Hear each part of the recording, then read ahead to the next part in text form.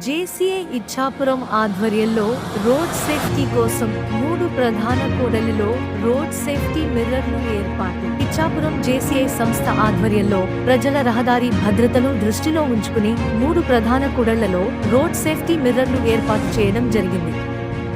ఈ మిర్రర్లను circle inspector చిన్నం నాయుడు గారు ప్రారంభించారు. ఈ సందర్భంగా ఆయన జేసీఐ జట్టును అభినందిస్తూ ఎంతో గొప్ప ప్రాజెక్టును అమలు చేశారని ప్రశంసించారు. ఈ 3 రోడ్ సేఫ్టీ మిర్రర్లు వెచ్చ రాము గారు స్పాన్సర్ చేశారు.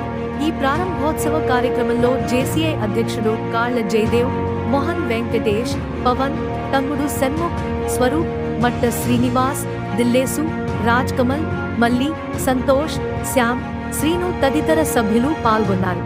ప్రజల రోడ్డుపై సురక్షిత ప్రయాణానికి ఈ మిర్రర్లు ఎంతో ఉపయోగపడతాయని నిర్వాహకులు తెలిపారు. Please subscribe to